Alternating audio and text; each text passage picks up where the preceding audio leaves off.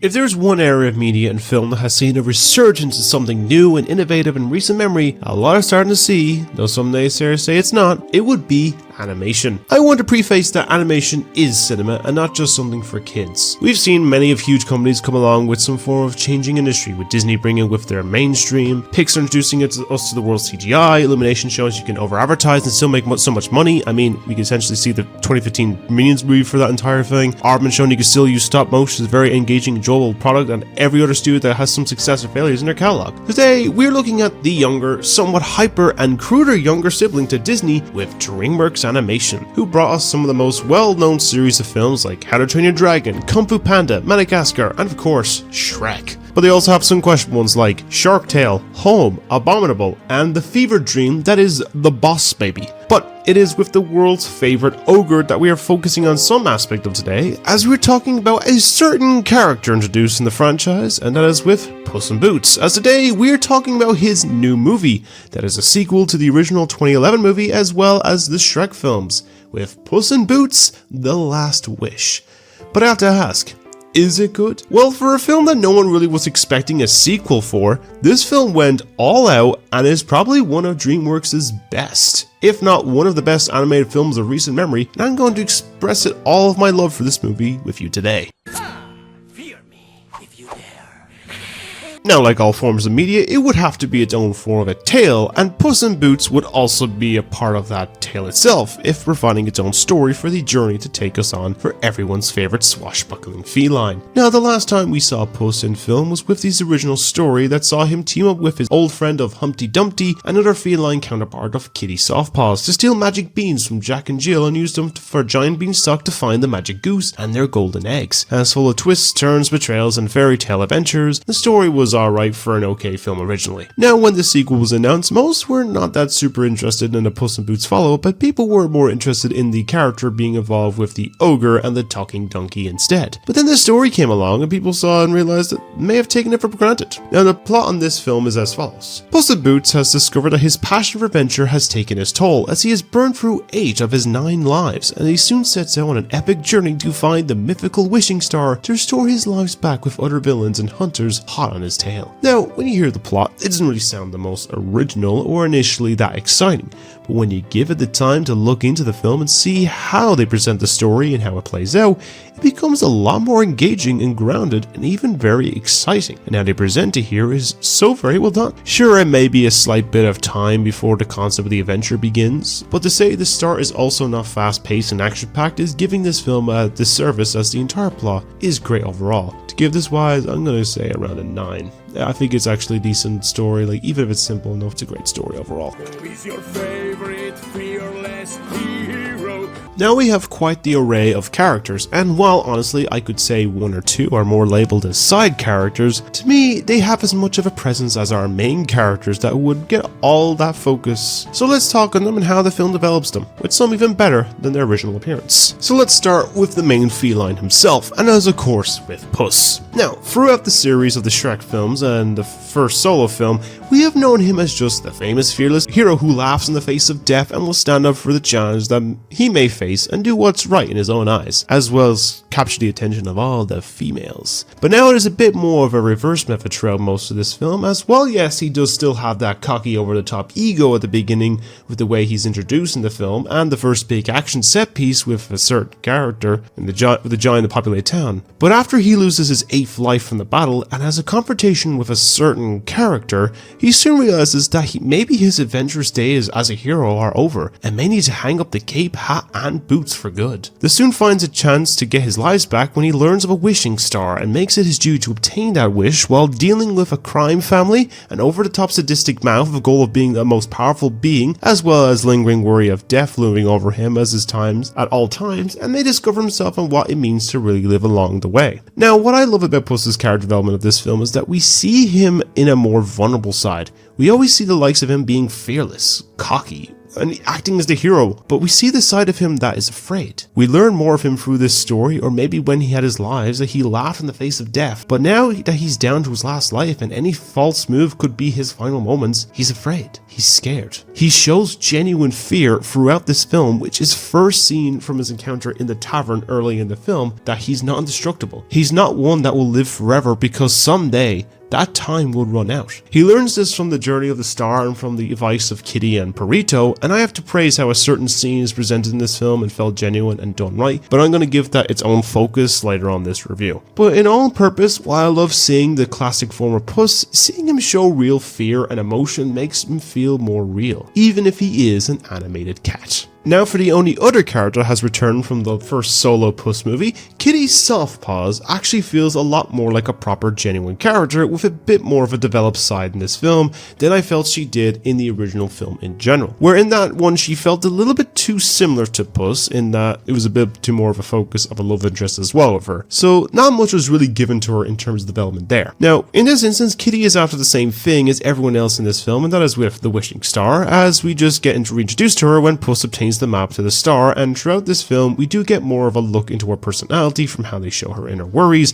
her sense of not trusting anyone but herself, and of her relationship with Puss in between these two films, and it feels more like a development than she has more of a character to her than she did in the original, and she does get some good moments throughout, and I'm sure that with how the film ends and teases what's more to come, then I hope we can see her continue to be a really great character. Now we move on to the start of the new characters introduced to this film, and we start with Perito. Now we are introduced to this character in the cat retirement home that Puss goes to after his confrontation in the tavern, and he has disguised himself as a cat to blend in. Now Perito's dream is to be a therapy dog, and he tries his best to just be that, where he helps to be one for Puss and to some extent Kitty and the other characters when they cross paths, and to some it can be seen as helpful or reasonable, especially in one scene that I want to talk on later as well. Now initially myself and many others were thinking this character was going to try and be the comic relief and will come off as an annoying addition, but surprisingly it was not that all, and in fact he's one of my favorite characters to come out of this movie and the series in some form, of being just adorable, he's good-hearted and actually pretty funny. There are moments in this film where they just drop swears but it's centered out by bars and tone, and for some reason having that in a kids movie makes it slightly funny for some reason. I don't know why, I'm just probably sadistic about that. I find it funny. It's also the case that they make him have the most traumatic backstory about his family trying to get rid of him, and he finds it hilarious while showing the other characters are in absolute shock and disbelief. But for what it's worth,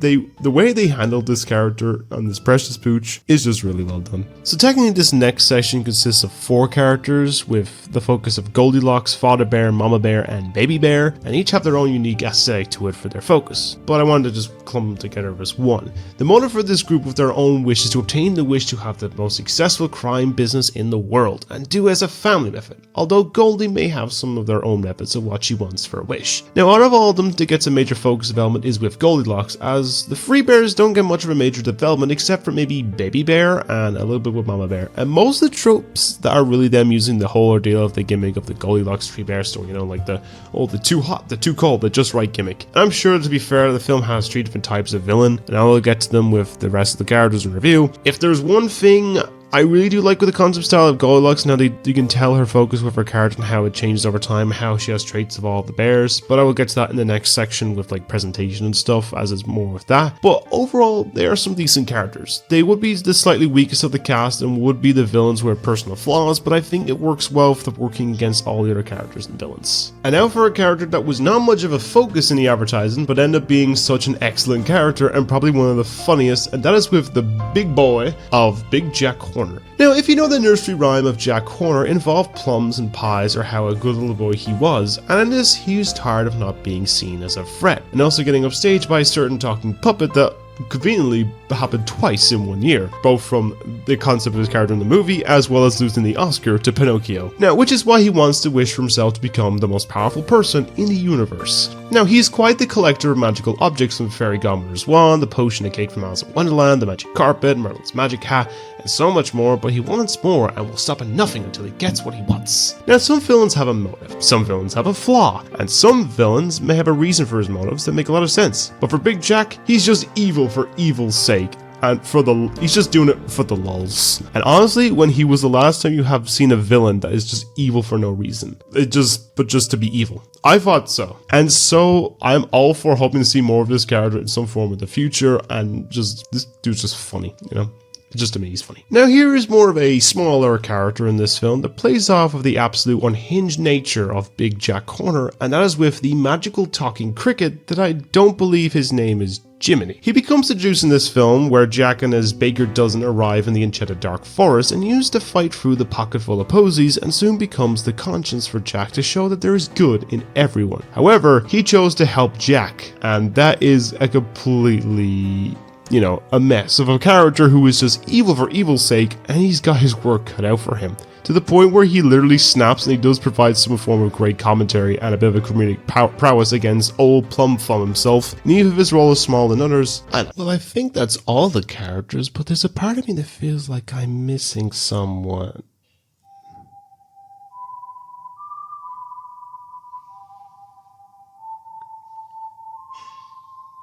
Oh. Him.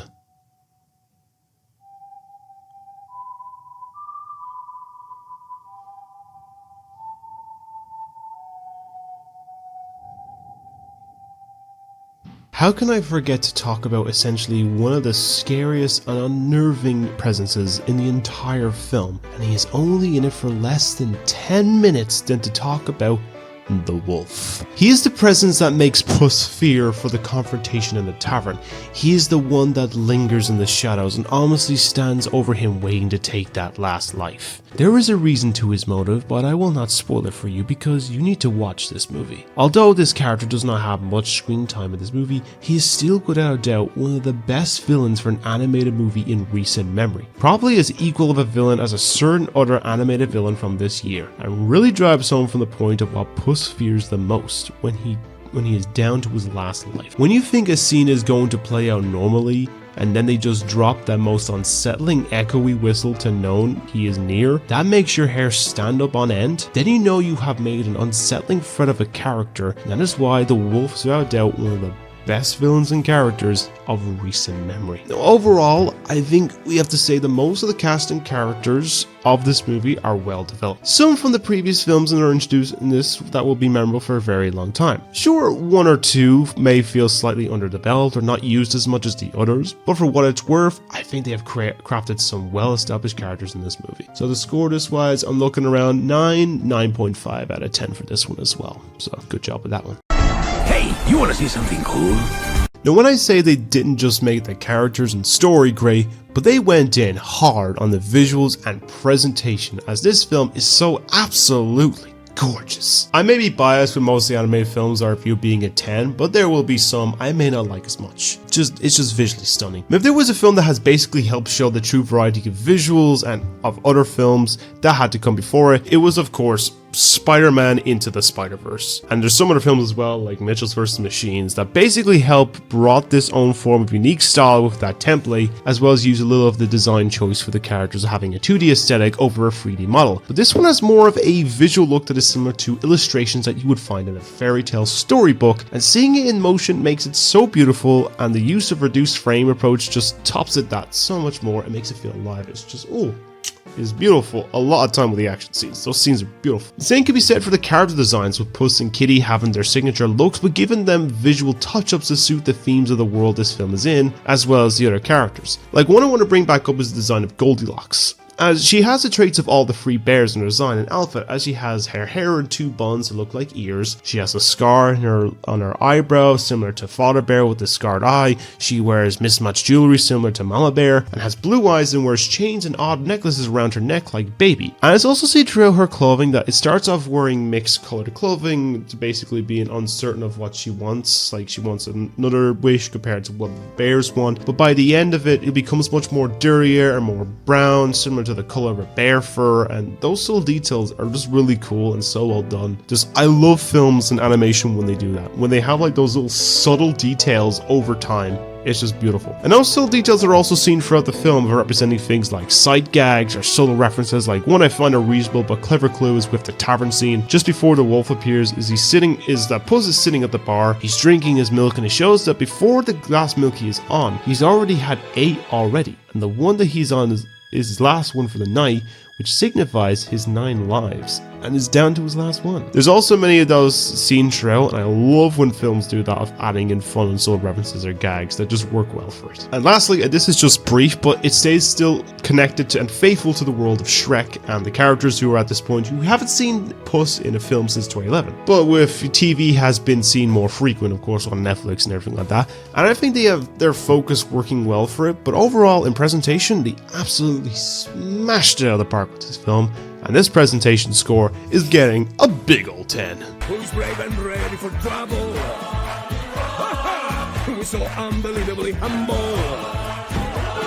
Now, the odd time with DreamWorks movies, most times they would consist of having some varying degree of dialogue, as many of their films have had some coherent dialogue that made sense and helped to make the flow run better, and some that just seems all over the place that you get confused. And that's the case the first 2 Aardman movies that they just released. It could be some eyes not getting the British. Thankfully in this film, the writing seems to be straightforward and have a lot of things making sense, with the plot and focus being straightforward. The dilemma and theme being well shown as so much more than it can be a fun adventure for the kiddies, but also having some in-depth message for the adults and for kids to learn about as well too. As for the humour side of things, well, some films would have seen variations of jokes and some would be full-on lowbrow toilet humour that is present in a lot of their films for its benefit or detractor. Now, some of the case of that lowbrow humour works in some semblance, like with Shrek and the Captain Underpants movie, not so much in others. Now, thankfully, this film does not spend much or nearly at all on that ideal approach of humour, and that is would have its own form of good jokes. I want to call back to the likes of what I mentioned earlier, that when characters in animated film just suddenly drop swears and it just in bars and tone censoring it, it just comes out of nowhere and makes it a lot more funnier. I think it's just the case with timing of that, it just makes it so much more funnier. I know the likes of the gag with the too hot, cold, just right is used a fair bit and can be a little bit tedious, but doesn't go to level of just being overdone. It's not like the whole gimmick everything, and overall the funniest character to me was, in some case, Burrito, but of course Jack Horner. Like,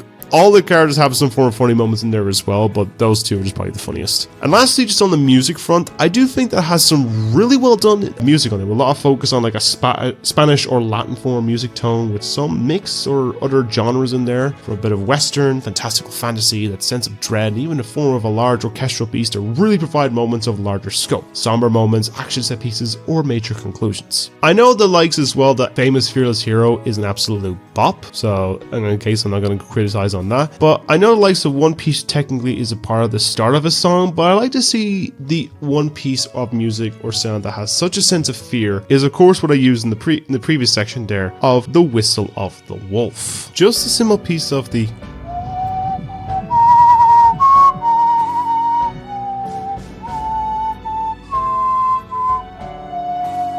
basically that emphasizing on the wolf is near is something that when you first hear it is so nerve-wracking and spine-tingling that it would give you goosebumps all over your body. And while after a point to some it may not be as creepy but more soothing to some, this also calls back to the subtle mentions when it comes to the notes of the whistle, as appears for a few times throughout the film. Most of the times there I think is 8 notes in the whistle for most of them, except for the last appearance when they show in the film, where apparently there's an added 9th note, which is a reference to 9 lives of course, and even those subtle cues or even music matching to the best of the action scenes all work itself well to a really great use of music and writing. So overall for this one I'm giving it a 9.5. I just think it's a case of maybe some bits just with the lowbrow humor or just like repeated jokes that can get a bit overdone is the most thing that brings it down, but that's really all it is.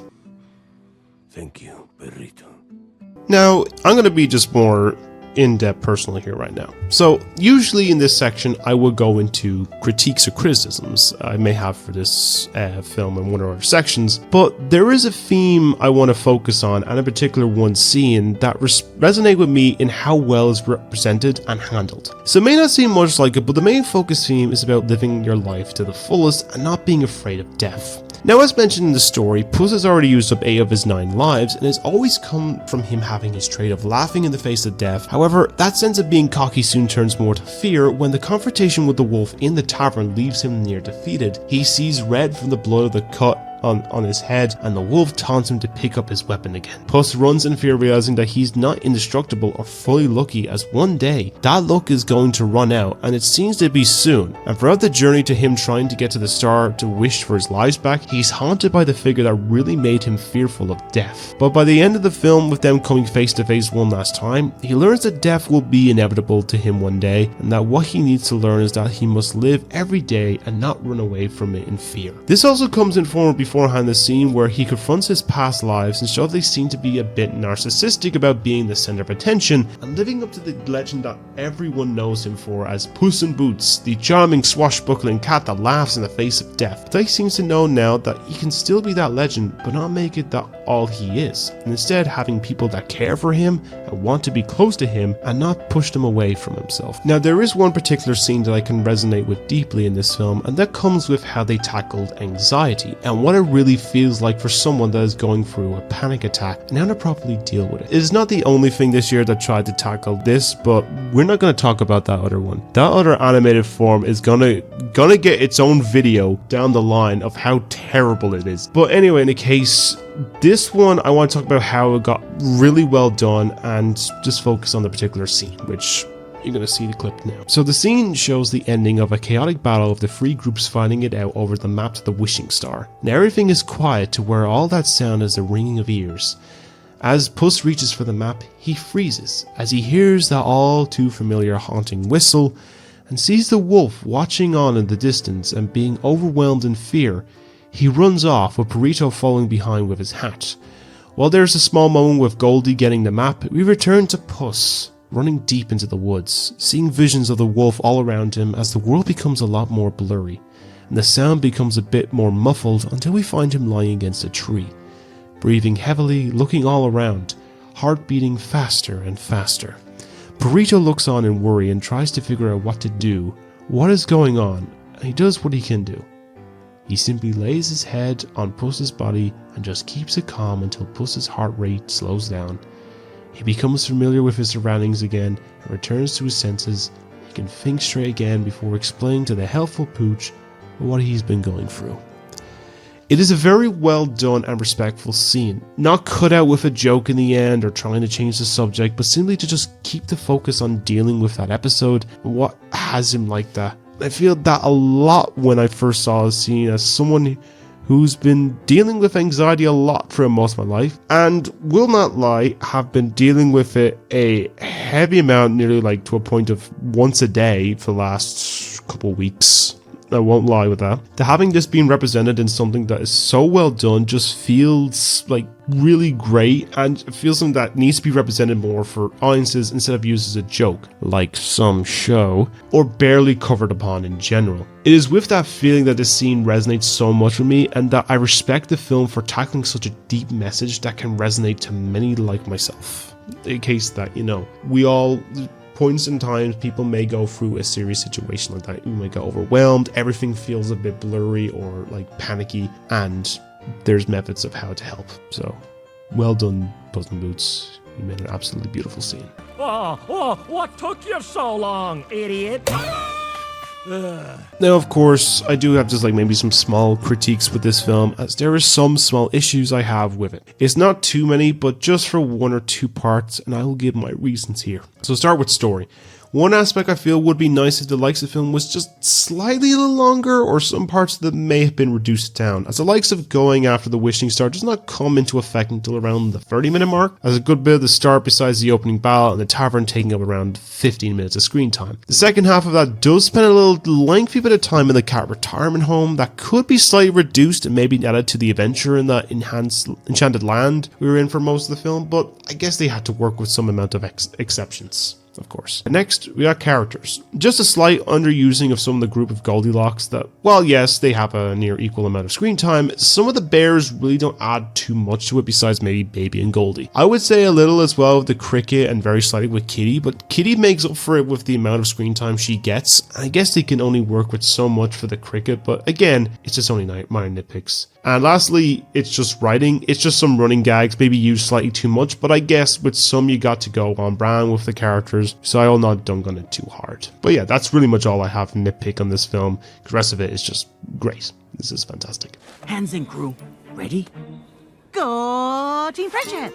Now overall, what started out as everyone thinking this would be another unnecessary Puss in Boots movie turned out to be a film that did not have to go so hard in concept and development and turned into one of the best animated films and movies in general of this year. Also in case, I know this film technically did come out in America in mid-December, but it was not released here until February. I only saw it on Valentine's Day, so I'll count it as both this year and last year. From its much deeper plot, its well-used deep themes, its likable and developed characters, its great action, absolutely beautiful animation, Puss in Boots: The Last Wish turned into something truly special. I do not know when we will see some of these characters again, but how the film ends with a hint at something special and how things have been going on with Universal and DreamWorks with particular Jolly Green Ogre, but I'm sure we will be seeing some of these characters again, hopefully mainly the main trio, and we will do so especially with everyone's favorite fearless feline hero. Now, to just give off the final scores for this movie, we give the story a 9.5, we're going to give characters a 9, presentation a 10, and we're going to give writing, humor, and music a 9.5. I'm not going to score the important scene, but if it was that, I'd give it a 10. But in general, the final total is a 38 out of 40,